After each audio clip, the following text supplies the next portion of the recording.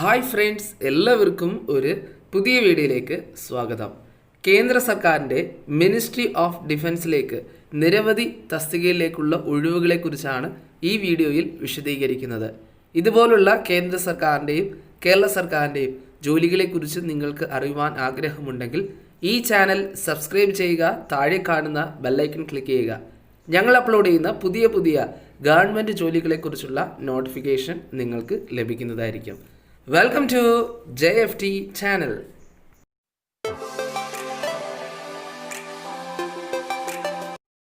കേന്ദ്ര സർക്കാരിൻ്റെ ministry of ഡിഫൻസിലേക്ക് ഏതൊക്കെ തസ്തികയിലേക്കാണ് ഒഴിവുകൾ വന്നിരിക്കുന്നതെന്ന് നോക്കാം. ഒന്നാമത്തെ തസ്തിക സിനിമ പ്രോജക്റ്റിലേക്കാണ്. അതിനകത്ത് വീഡിയോ ഓപ്പറേറ്റ് ചെയ്യാൻ മൈക്ക്, മിക്സറിലേക്ക്, ഫോട്ടോഗ്രാഫറിലേക്ക് ഇതിലേക്കാണ് ഒഴിവ് വന്നിരിക്കുന്നത്.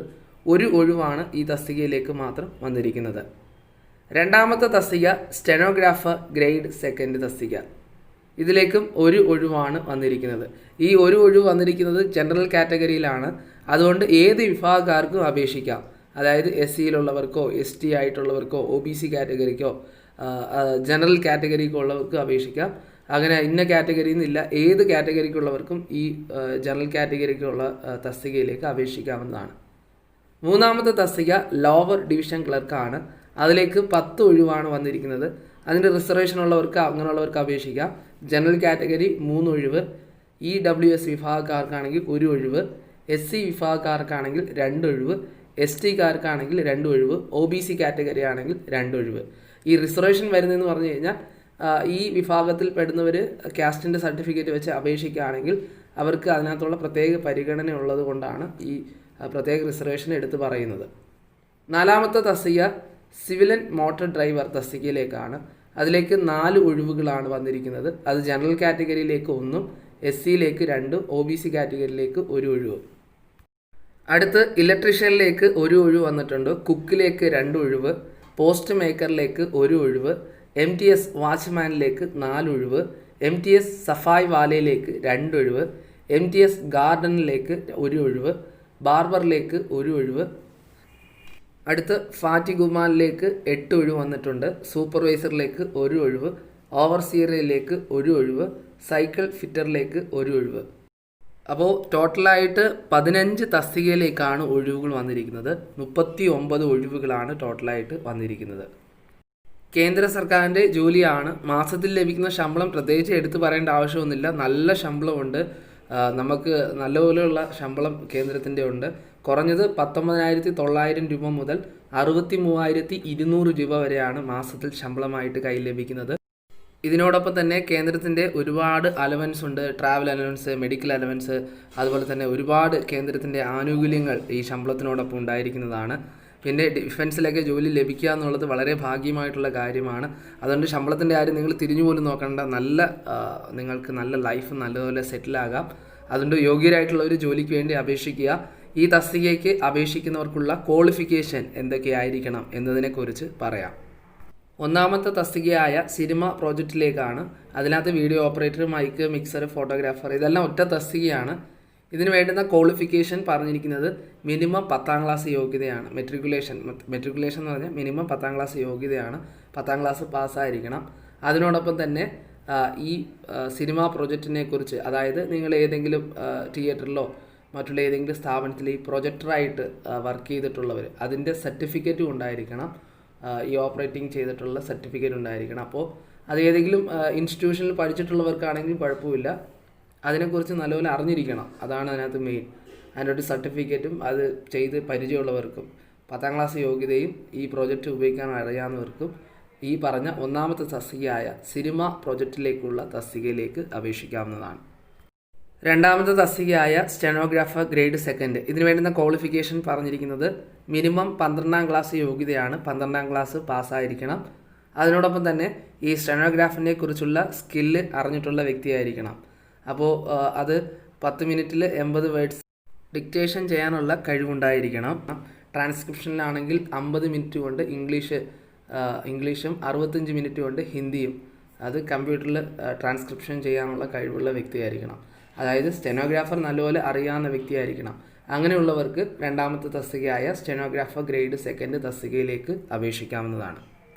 അടുത്ത് മൂന്നാമത്തെ തസ്തികയായ ലോവർ ഡിവിഷൻ ക്ലർക്ക്. ഈ തസ്തികയ്ക്ക് വേണ്ടുന്ന ക്വാളിഫിക്കേഷൻ പറഞ്ഞിരിക്കുന്നത് മിനിമം 12ാം ക്ലാസ് യോഗ്യതയാണ്. 12ാം ക്ലാസ് പാസ്സായിരിക്കണം. അതിനോടൊപ്പം തന്നെ ടൈപ്പിംഗ് സ്പീഡ് ഉണ്ടായിരിക്കണം കമ്പ്യൂട്ടറിൽ. ഏകദേശം ഇംഗ്ലീഷ് ആണെങ്കിൽ മിനിറ്റിൽ 35 വേർഡ്സ് ടൈപ്പ് ചെയ്യാനുള്ള കഴിവ് ഉണ്ടായിരിക്കണം. അതിനോടൊപ്പം തന്നെ ഹിന്ദിയും മിനിറ്റിൽ 30 വേർഡ്സ് ടൈപ്പ് ചെയ്യാനുള്ള കഴിവുള്ള വ്യക്തിയായിരിക്കണം. ഏകദേശം മണിക്കൂറിന് ഏകദേശം 1000, 1500, 900 കീസൊക്കെ ടൈപ്പ് ചെയ്യാനുള്ള കഴിവുള്ള വ്യക്തിയായിരിക്കണം. അത് ഈ ടൈപ്പിംഗ് സ്പീഡ് നല്ലപോലെ അറിയാവുന്ന വ്യക്തിക്കും 12ാം ക്ലാസ് യോഗ്യതയുള്ളവർക്ക് മൂന്നാമത്തെ തസ്തികയായ ലോവർ ഡിവിഷൻ ക്ലർക്ക് തസ്തികയ്ക്ക് അപേക്ഷിക്കാവുന്നതാണ്. അടുത്ത് നാലാമത്തെ തസ്തികയായ സിവിലിയൻ മോട്ടോർ ഡ്രൈവർ. ഇതിനു വേണ്ടുന്ന ക്വാളിഫിക്കേഷൻ മെട്രിക്കുലേഷൻ യോഗ്യതയും അതിനോടൊപ്പം തന്നെ വാലിഡ് ആയിട്ടുള്ള ഹെവി വെഹിക്കിൾ ഡ്രൈവിംഗ് ലൈസൻസ് ഉണ്ടായിരിക്കണം. അത് 2 വർഷത്തെ ഡ്രൈവിംഗ് നല്ലതുപോലുള്ള എക്സ്പീരിയൻസ് ഉള്ള വ്യക്തിയായിരിക്കണം. അപ്പോൾ 10ാം ക്ലാസ് യോഗ്യതയും ഡ്രൈവിംഗ് ലൈസൻസ് ഉണ്ടെങ്കിൽ നാലാമത്തെ തസ്തികയായ സിവിലിയൻ മോട്ടോർ ഡ്രൈവർ തസ്തികയിലേക്ക് അപേക്ഷിക്കാവുന്നതാണ്. അടുത്ത് അഞ്ചാമത്തെ തസ്തിക ഇലക്ട്രീഷ്യൻ തസ്തികയാണ്. ഇതിന് വേണ്ടുന്ന ക്വാളിഫിക്കേഷൻ എസെൻഷ്യൽ ആയിട്ടുള്ള ക്വാളിഫിക്കേഷൻ ഉള്ളവർക്ക് അപേക്ഷിക്കാം, ഡിസൈറബിൾ ആയിട്ടുള്ള ക്വാളിഫിക്കേഷൻ ഉള്ളവർക്ക് അപേക്ഷിക്കാം. എസെൻഷ്യൽ ആയിട്ടുള്ള ക്വാളിഫിക്കേഷൻ എന്ന് പറഞ്ഞു കഴിഞ്ഞാൽ മിനിമം 10ാം ക്ലാസ് യോഗ്യത, 10ാം ക്ലാസ് പാസ്സായിരിക്കണം. അതിനോടൊപ്പം തന്നെ ഇൻഡസ്ട്രിയൽ ട്രെയിനിങ് ഇൻസ്റ്റിറ്റ്യൂട്ടിലോ അല്ലെങ്കിൽ നാഷണൽ കൗൺസിൽ ഫോർ വൊക്കേഷണൽ ട്രെയിനിങ്ങിലോ എന്നീ സ്ഥാപനങ്ങളിൽ പോയി കോഴ്സ് പഠിച്ച് അവിടുത്തെ ട്രേഡ് പഠിച്ചിട്ടുള്ള വ്യക്തികൾക്ക്, അതായത് ഇലക്ട്രീഷ്യൻ്റെ ട്രേഡ് പഠിച്ചിട്ടുള്ളവർക്കാണെങ്കിൽ അപേക്ഷിക്കാം. അതായത് 10ാം ക്ലാസ് യോഗ്യതയും ഈ പറഞ്ഞ ഇലക്ട്രിക് സംബന്ധമായിട്ടുള്ള ഇൻസ്റ്റിറ്റ്യൂഷനിൽ പോയി ട്രേഡിംഗ് പഠിച്ചിട്ടുള്ളവർക്ക് അപേക്ഷിക്കാവുന്നതാണ്. ഇത് എസെൻഷ്യൽ ആയിട്ടുള്ള ക്വാളിഫിക്കേഷനാണ്. ഇനി ഡിസൈറബിൾ ആയിട്ടുള്ള ക്വാളിഫിക്കേഷൻ എന്ന് പറഞ്ഞു കഴിഞ്ഞാൽ 10ാം ക്ലാസ്സും പഠിച്ചിട്ടില്ല, ഇൻസ്റ്റിറ്റ്യൂഷനിൽ പോയി ട്രെയിനിങ്ങിനും പഠിച്ചിട്ടില്ല, ഒന്നും ചെയ്തിട്ടില്ലെങ്കിലും കുഴപ്പമില്ല.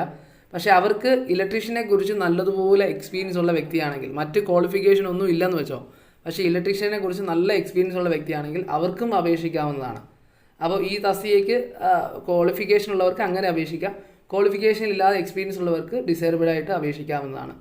അടുത്ത് ആറാമത്തെ തസ്തിക കുക്ക് തസ്തികയാണ്. ഇതിന് വേണ്ടുന്ന യോഗ്യത പറഞ്ഞിരിക്കുന്നത് മിനിമം 10ാം ക്ലാസ് യോഗ്യതയാണ്, മെട്രിക്കുലേഷൻ പാസ്സായിരിക്കണം. അപ്പോൾ 10ാം ക്ലാസ് പാസ്സായിട്ടുള്ളവർക്കും അതിനോടൊപ്പം തന്നെ കുക്കിങ്ങിനെ കുറിച്ച് നല്ലപോലെ അറിഞ്ഞിരിക്കണം. ഇന്ത്യൻ കുക്കിങ്ങിനെ കുറിച്ച് പല വെറൈറ്റിയിലുള്ള പാചകങ്ങളൊക്കെ ചെയ്യാൻ, അതായത് നോർത്ത് ഇന്ത്യൻ ഫുഡായാലും സൗത്ത് ഇന്ത്യൻ ഫുഡായാലും ഇങ്ങനെയുള്ള ഫുഡൊക്കെ നല്ലപോലെ വെക്കാനുള്ള കഴിവുള്ള വ്യക്തിയായിരിക്കണം. അത് ഏതെങ്കിലും ട്രേഡ് പഠിച്ചിട്ടുണ്ടെങ്കിൽ നല്ലതാണ്. അല്ല എങ്കിൽ നല്ല എക്സ്പീരിയൻസ്, കുക്കിങ്ങിനെ കുറിച്ച് നല്ല എക്സ്പീരിയൻസ് ഉള്ള വ്യക്തിയാണെങ്കിൽ 10ാം ക്ലാസ് യോഗ്യത ഉണ്ടെങ്കിൽ ആറാമത്തെ തസ്തികയായ കുക്ക് തസ്തികയിലേക്ക് അപേക്ഷിക്കാവുന്നതാണ്. അടുത്ത് ഏഴാമത്തെ തസ്തിക പോസ്റ്റർ മേക്കറാണ്. ഇതിന് വേണ്ടുന്ന യോഗ്യത പറഞ്ഞിരിക്കുന്നത് മിനിമം 10ാം ക്ലാസ് യോഗ്യതയാണ്. 10ാം ക്ലാസ് അംഗീകൃത സ്ഥാപനത്തിൽ നിന്ന് 10ാം ക്ലാസ് പാസ്സായിരിക്കണം. അതിനോടൊപ്പം തന്നെ നല്ലതുപോലെ വരയ്ക്കാനൊക്കെ അറിയാവുന്ന വ്യക്തിയായിരിക്കണം. ഡ്രോയിങ് ഒക്കെ നല്ലപോലെ അറിഞ്ഞിരിക്കണം. അത് ഏതെങ്കിലും ഇൻസ്റ്റിറ്റ്യൂഷനിലോ അംഗീകരിച്ചിട്ടുള്ള, ഗവൺമെൻറ് അംഗീകരിച്ചിട്ടുള്ള അല്ലെങ്കിൽ നല്ല നല്ല ഇൻസ്റ്റിറ്റ്യൂഷനിൽ പോയി ഡ്രോയിങ് പഠിച്ച് അതിനുള്ള സർട്ടിഫിക്കറ്റും ഉള്ള വ്യക്തിയായിരിക്കണം. അപ്പോൾ 10ാം ക്ലാസ് യോഗ്യതയും ഡ്രോയിങ്ങിൻ്റെ സർട്ടിഫിക്കറ്റും ഉള്ളവർ, നല്ലപോലെ വരയ്ക്കാൻ അറിയാവുന്നവരാണെങ്കിൽ ഏഴാമത്തെ തസ്തികയായ പോസ്റ്റർ മേക്കർ എന്ന തസ്തികയിലേക്ക് അപേക്ഷിക്കാവുന്നതാണ്. അടുത്ത് എട്ടാമത്തെ തസ്തികയായ MTS ഗാർഡനർ, 9ാമത്തെ തസ്തികയായ MTS സഫായി വാല, 10ാമത്തെ തസ്തികയായ MTS വാച്ച്മാൻ. ഈ തസ്തികയ്ക്കൊക്കെ വേണ്ടുന്ന യോഗ്യത പറഞ്ഞിരിക്കുന്നത് മിനിമം 10ാം ക്ലാസ് യോഗ്യതയാണ്. 10ാം ക്ലാസ് പാസ്സായിരിക്കണം. പിന്നെ ഈ ഏത് തസ്തികയ്ക്കാണോ അപേക്ഷിക്കുന്നത് ആ തസ്തികയെക്കുറിച്ചുള്ള ട്രേഡ് അറിഞ്ഞിട്ടുള്ള വ്യക്തിയായിരിക്കണം. അതായത് വാച്ച്മാൻ ആണെങ്കിൽ ആ വാച്ച്മാനായിട്ട് 1 ഇയർ എക്സ്പീരിയൻസ് ഉള്ള വ്യക്തിയായിരിക്കണം. ഗാർഡനർ ആണെങ്കിൽ ഗാർഡൻ ഫീൽഡുകളിൽ എക്സ്പീരിയൻസ് ഉള്ള വ്യക്തിയായിരിക്കണം. അപ്പോൾ ഈ 3 തസ്തികയ്ക്കും 10ാം ക്ലാസ് യോഗ്യതയാണ്. പിന്നെ അതിനോടൊപ്പം തന്നെ ആ ഫീൽഡിനെ കുറിച്ച് അറിയാമെങ്കിൽ ഈ പറഞ്ഞ തസ്തികകൾക്ക് അപേക്ഷിക്കാവുന്നതാണ്. അടുത്ത് 11ാമത്തെ തസ്തിക ബാർബർ തസ്തികയാണ്. ഇതിന് വേണ്ടുന്ന യോഗ്യത പറഞ്ഞിരിക്കുന്നത് എസെൻഷ്യൽ ആയിട്ടുള്ള ക്വാളിഫിക്കേഷൻ ഉള്ളവർക്കും അപേക്ഷിക്കാം, ഡിസൈറബിൾ ആയിട്ടുള്ള ക്വാളിഫിക്കേഷൻ ഉള്ളവർക്കും അപേക്ഷിക്കാം. എസെൻഷ്യൽ ആയിട്ടുള്ള ക്വാളിഫിക്കേഷൻ വേണ്ടത് മിനിമം 10ാം ക്ലാസ് യോഗ്യതയാണ്. 10ാം ക്ലാസ് പാസ്സായിരിക്കണം. അതിനോടൊപ്പം തന്നെ ബാർബറിനെ കുറിച്ചുള്ള ട്രേഡ് അറിഞ്ഞിട്ടുള്ള വ്യക്തിയായിരിക്കണം. അതായത് ബാർബർ എന്ന് വെച്ച് കഴിഞ്ഞാൽ മുടി വെട്ടുന്ന ആൾ, മുടി വെട്ടാൻ നല്ലപോലെ അറിയാവുന്ന വ്യക്തിയായിരിക്കണം. അങ്ങനെയുള്ളവർക്ക് ഈ തസ്തികയിലേക്ക് അപേക്ഷിക്കാവുന്നതാണ്. ഇനി 10ാം ക്ലാസ് യോഗ്യത ഇല്ല, പക്ഷേ മുടി വെട്ടാൻ നല്ല എക്സ്പീരിയൻസ് ഉള്ള വ്യക്തിയാണെങ്കിൽ, ആ ഫീൽഡിനെ കുറിച്ച് നല്ലപോലെ അറിയാവുന്ന വ്യക്തിയാണെങ്കിൽ അവർക്ക് അപേക്ഷിക്കാവുന്നതാണ്. അവർക്ക് ക്വാളിഫിക്കേഷൻ പ്രശ്നമില്ല, ഡിസേബിൾ ക്വാളിഫിക്കേഷൻ ഉള്ളവർക്കും അപേക്ഷിക്കാവുന്നതാണ്. അടുത്ത് 12ാമത്തെ തസ്തിക സൂപ്പർവൈസർ തസ്തികയാണ്. ഇതിന് യോഗ്യത പറഞ്ഞിരിക്കുന്നത് മിനിമം 10ാം ക്ലാസ് യോഗ്യതയാണ്. 10ാം ക്ലാസ് യോഗ്യത ഉണ്ടെങ്കിൽ മറ്റ് ക്വാളിഫിക്കേഷനൊന്നും ചോദിച്ചിട്ടില്ല. 10ാം ക്ലാസ് പാസ്സായിട്ടുള്ളവർക്ക് സൂപ്പർവൈസർ തസ്തികയിലേക്ക് അപേക്ഷിക്കാവുന്നതാണ്. 13ാമത്തെ തസ്തിക ഓവർസീരിയർ തസ്തികയാണ്. ഇതിനും യോഗ്യത 10ാം ക്ലാസ് യോഗ്യതയാണ്. മറ്റ് ക്വാളിഫിക്കേഷൻ ഒന്നും ചോദിച്ചിട്ടില്ല. 10ാം ക്ലാസ് പാസ്സായിട്ടുണ്ടെങ്കിൽ 13ാമത്തെ തസ്തികയായ ഓവർ സീനിയർ തസ്തികയിലേക്ക് അപേക്ഷിക്കാവുന്നതാണ്. ലാസ്റ്റ് 14ാമത്തെ തസ്തികയാണ്. 14ാമത്തെ തസ്തിക സൈക്കിൾ ഫിറ്റർ തസ്തികയാണ്. ഇതിന് യോഗ്യത, ഇതിനകത്ത് എസെൻഷ്യൽ ആയിട്ടുള്ള ക്വാളിഫിക്കേഷൻ ഉള്ളവർക്ക് അപേക്ഷിക്കാം, ഡിസേബിൾ ആയിട്ടുള്ള ക്വാളിഫിക്കേഷൻ ഉള്ളവർക്ക് അപേക്ഷിക്കാം. എസെൻഷ്യൽ ആയിട്ടെന്ന് പറഞ്ഞു കഴിഞ്ഞാൽ മിനിമം 10ാം ക്ലാസ് പാസ്സായിരിക്കണം. പാസ്സായിട്ടുള്ളവർക്ക് അപേക്ഷിക്കാവുന്നതാണ്. ഇനി ഡിസേബിൾ ക്വാളിഫിക്കേഷൻ ആണെങ്കിൽ 10ാം ക്ലാസ് പഠിച്ചിട്ടില്ലെങ്കിലും കുഴപ്പമില്ല. പക്ഷേ സൈക്കിൾ മെക്കാനിക്കിനെ കുറിച്ച് നല്ല എക്സ്പീരിയൻസ് ഉള്ള അറിയാവുന്ന വ്യക്തിയാണെങ്കിൽ, 6 മാസത്തെ എക്സ്പീരിയൻസ് മതി, നല്ല അറിയാവുന്ന വ്യക്തിയാണെങ്കിൽ ഈ ലാസ്റ്റത്തെ 14ാമത്തെ തസ്തികയായ സൈക്കിൾ ഫിറ്റർ തസ്തികയിലേക്ക് അപേക്ഷിക്കാവുന്നതാണ്. ഈ പറഞ്ഞ 14 തസ്തികയുടെ ക്വാളിഫിക്കേഷൻ ഇപ്പോൾ പറഞ്ഞതാണ്. അപ്പോൾ ലോവർ ഡിവിഷൻ ക്ലർക്കും ഇലക്ട്രിക്കൽ തസ്തികയും കുക്ക് തസ്തികയും ബാർബർ തസ്തിക. അപ്പോൾ കുക്കും ബാർബർ എന്നൊക്കെ പറഞ്ഞ് ഈ ജോലിയൊന്നും തള്ളിക്കളയരുത്. കേന്ദ്ര സർക്കാരിൻ്റെ ജോലിയാണ്. ബാർബറിനൊക്കെ നല്ല ശമ്പളമുണ്ട്, കുക്കിനും നല്ല ശമ്പളമുണ്ട്, ഒരുപാട് ആനുകൂല്യങ്ങളുണ്ട്. ഡിഫൻസിലൊക്കെ ജോലി ലഭിക്കുന്നത് തന്നെ വളരെ നല്ല കാര്യമാണ്. അതുകൊണ്ട് യോഗ്യരായിട്ടുള്ളൊരു മാക്സിമം ഈ ജോലി നിങ്ങളുടെ ജീവിതത്തിൽ പ്രയോജനപ്പെടുത്തുക, നഷ്ടപ്പെടുത്തി കളയരുത്. ഈ തസ്തികയിലേക്ക് അപേക്ഷിക്കുന്നവർക്കുള്ള പ്രായപരിധി എങ്ങനെയൊക്കെ ആയിരിക്കണം എന്നതിനെക്കുറിച്ച് പറയാം. സിവിലിയൻ മോട്ടോർ ഡ്രൈവർ തസ്തിക, post maker, electrician, supervisor, over senior, cycle fitter, ഈ 5 തസ്തികകൾക്കും വേണ്ടുന്ന പ്രായപരിധി പറഞ്ഞിരിക്കുന്നത് 18 വയസ്സ് മുതൽ 27 വയസ്സ് വരെയുള്ളവർക്ക് ഈ തസ്തികയിലേക്ക് അപേക്ഷിക്കാവുന്നതാണ്. ബാക്കിയുള്ള എല്ലാ തസ്തികകൾക്കും 18 വയസ്സ് മുതൽ 25 വയസ്സ് വരെയുള്ളവർക്ക് അപേക്ഷിക്കാവുന്നതാണ്. പിന്നെ ഗവൺമെൻറ് റൂൾ അനുസരിച്ചുള്ള ഇളവ് ഈ തസ്തികകൾക്ക് ലഭിക്കുന്നതായിരിക്കും. അതായത് SC ST വിഭാഗക്കാരാണെങ്കിൽ അവർക്ക് 5 വർഷത്തെ ഇളവാണ്. അതായത് 27 വയസ്സാണെങ്കിൽ 32 വയസ്സ് വരെയുള്ളവർക്ക് അപേക്ഷിക്കാം. OBC കാറ്റഗറി ആണെങ്കിൽ 3 വർഷത്തെ ഇളവാണ്. 27 വയസ്സാണെങ്കിൽ 30 വയസ്സ് വരെയുള്ള OBC കാറ്റഗറിക്കുള്ളവർക്ക് അപേക്ഷിക്കാവുന്നതാണ്. അപ്പോൾ ഇങ്ങനെയുള്ള പ്രായത്തിൽ ഇളവ് ലഭിക്കണമെങ്കിൽ അവർ നിർബന്ധമായിട്ട് കാസ്റ്റിൻ്റെ സർട്ടിഫിക്കറ്റ് കാണിക്കണം. എങ്കിൽ മാത്രമേ പ്രായത്തിന് ഇളവ് ലഭിക്കത്തുള്ളൂ. എക്സ് സർവീസ് മാൻ ആയിട്ടുള്ളവർക്കും പ്രായത്തിൽ ഇളവ് ലഭിക്കുന്നതായിരിക്കും. പിന്നെ ഡിസബിലിറ്റി ആയിട്ടുള്ളവർക്കും പ്രായത്തിൽ ഇളവുണ്ട്. അത് ഡിസബിലിറ്റി ആയിട്ടുള്ളവർ UR കാറ്റഗറി ആണെങ്കിൽ 10 വർഷത്തെ ഇളവ് കൊടുക്കുന്നുണ്ട്. OBC കാറ്റഗറി ആണെങ്കിൽ അവർക്ക് 13 വർഷത്തെ ഇളവ് ഡിസബിലിറ്റി ആയിട്ടുള്ളവർക്ക് കൊടുക്കുന്നുണ്ട്. SC ST വിഭാഗക്കാരാണെങ്കിൽ അവർക്ക് 15 വർഷത്തെ ഇളവ് കൊടുക്കുന്നുണ്ട്. അപ്പോൾ ഡിസബിലിറ്റി ആയിട്ടുള്ളവർക്കും ഈ ഡിഫൻസിലെ ജോലിക്ക് വേണ്ടി അപേക്ഷിക്കാവുന്നതാണ്. അവർക്ക് അതിനുള്ള ഡിസബിലിറ്റിയുടെ സർട്ടിഫിക്കറ്റൊക്കെ ഉണ്ടായിരിക്കണം. എങ്കിൽ മാത്രമേ ആ പ്രായത്തിനൊക്കെ ഇളവ് ലഭിക്കുകയുള്ളൂ. ജോലിക്ക് വേണ്ടി തിരഞ്ഞെടുക്കുന്നത് ആദ്യമേ ഒരു എഴുത്ത് പരീക്ഷ ഉണ്ടായിരിക്കുന്നതാണ്.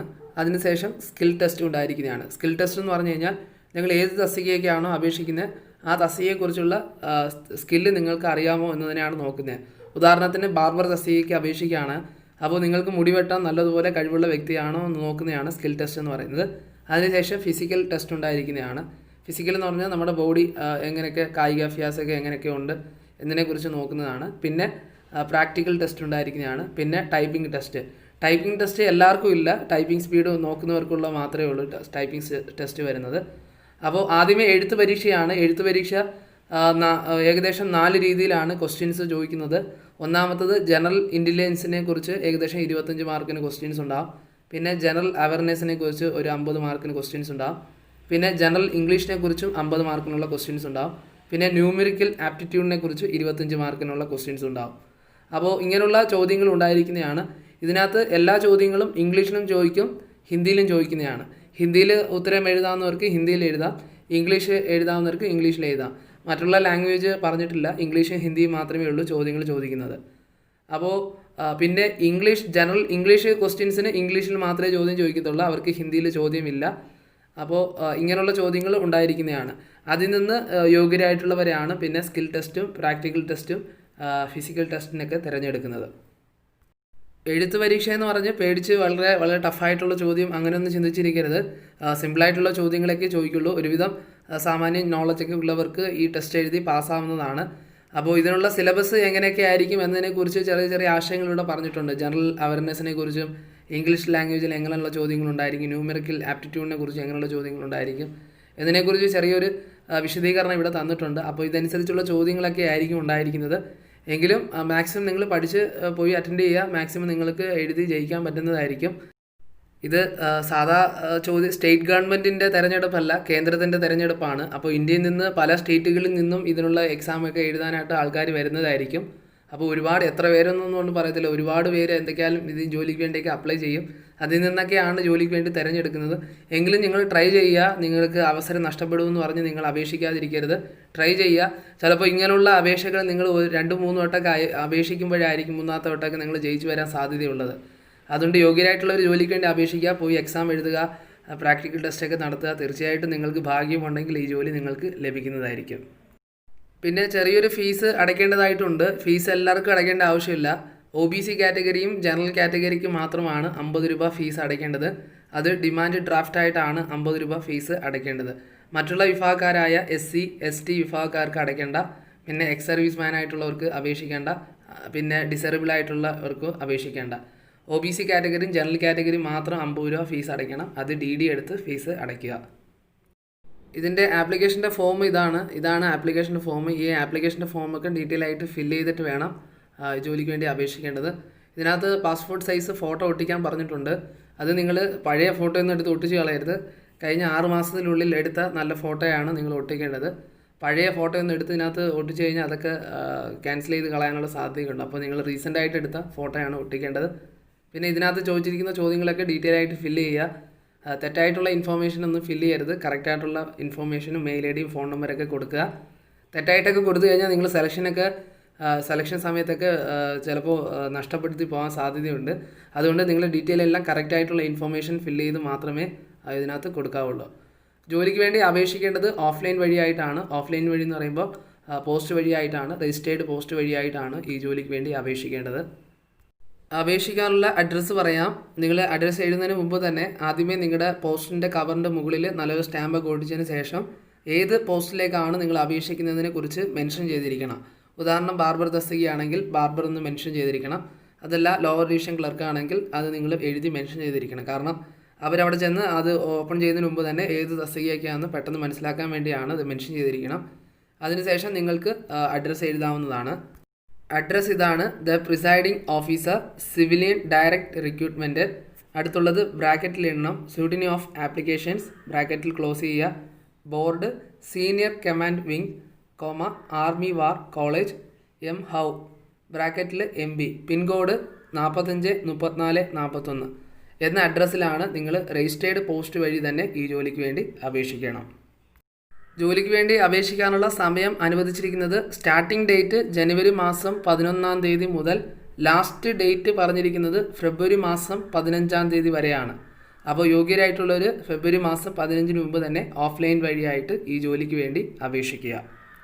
ഈ ജോലിയുടെ നോട്ടിഫിക്കേഷൻ്റെ ലിങ്ക് ഈ വീഡിയോയുടെ താഴെയുള്ള ഡിസ്ക്രിപ്ഷൻ ബോക്സിൽ കൊടുത്തിട്ടുണ്ട്. അതിനകത്ത് തന്നെ ആപ്ലിക്കേഷൻ്റെ ഫോമും ഉണ്ട്. നിങ്ങൾ ഡീറ്റെയിൽ ആയിട്ട് ഫില്ല് ചെയ്തിട്ട് ഓഫ്ലൈൻ വഴിയായിട്ട് ഈ ജോലിക്ക് വേണ്ടി അപേക്ഷിക്കാവുന്നതാണ്. യോഗ്യരായിട്ടുള്ളവർ ഈ ജോലിക്ക് വേണ്ടി അപേക്ഷിക്കുക.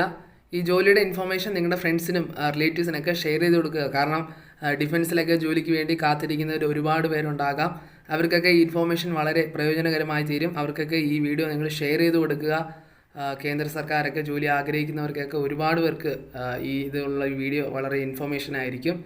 നിങ്ങൾക്ക് ഈ ജോബിൻ്റെയൊക്കെ ഇൻഫോർമേഷൻ ഇഷ്ടമാകുന്നുണ്ടെങ്കിൽ ചാനൽ ലൈക്ക് ചെയ്യുക. ലൈക്ക് ചെയ്യാതിരിക്കരുത്. തീർച്ചയായിട്ടും ഈ ചാനൽ ലൈക്ക് ചെയ്യുക.